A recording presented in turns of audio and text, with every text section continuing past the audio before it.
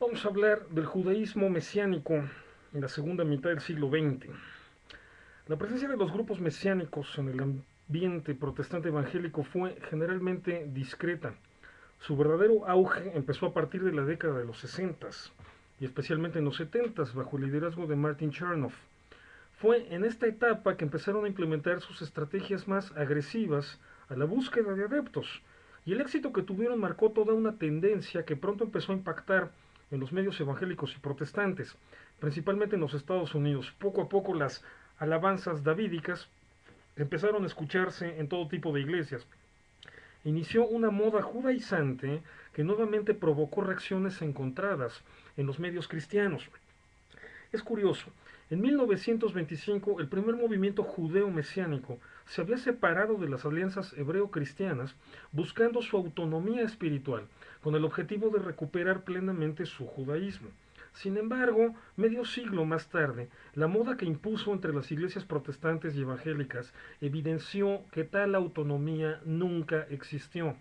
En vez de que los judíos mesiánicos estuvieran influyendo para que los verdaderos judíos conocieran de Yoshua, estaban influyendo para que las iglesias evangélicas empezaran a adoptar modos supuestamente judíos, por lo menos en materia musical.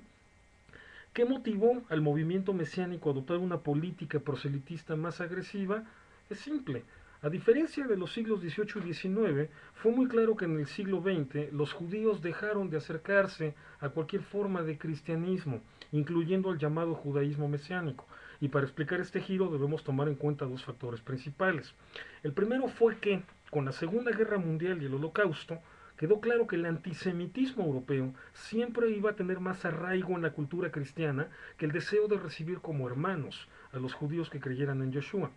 El segundo fue la refundación del Estado de Israel en 1948. A partir de ese momento hubo un cambio en la percepción de muchos judíos alrededor del mundo, especialmente en los no religiosos, de donde surgían la mayoría de los conversos al cristianismo en los siglos anteriores.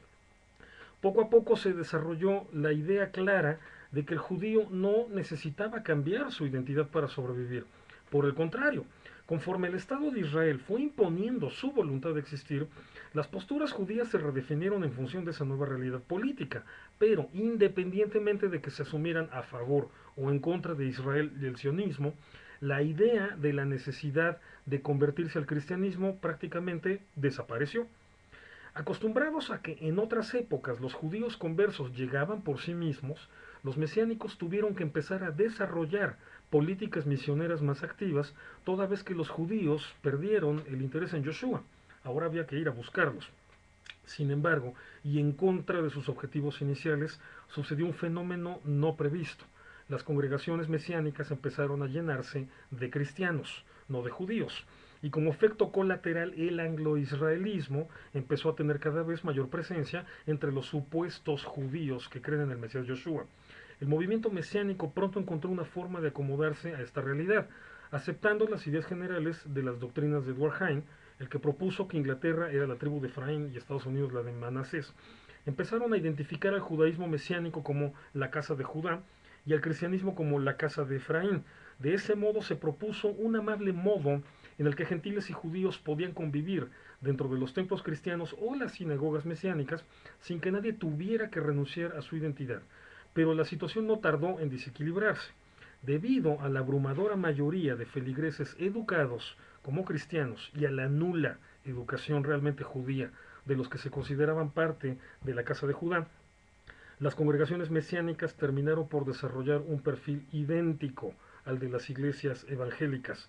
La consolidación de esa tendencia fue la aparición del grupo Jews for Jesus, fundado en 1973 por Moshe Rosen, pastor de la Iglesia Bautista.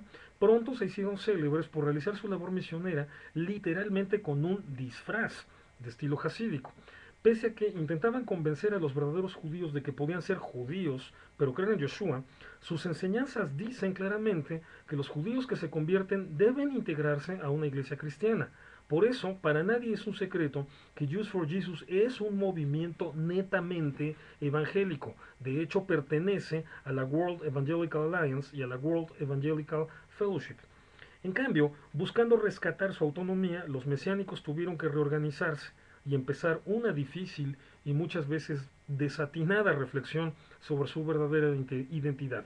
Imposibilitada para controlar la situación, la Alianza Internacional Judeo-Mesiánica pronto se vio rebasada y surgieron dos organizaciones paralelas, la Federación Internacional de Judíos Mesiánicos en 1978 y la Unión de Congregaciones Judías Mesiánicas en 1979. Desde entonces, el llamado judaísmo mesiánico no tiene un liderazgo unificado. En el siguiente videoclip, el sentido de identidad de los judíos mesiánicos.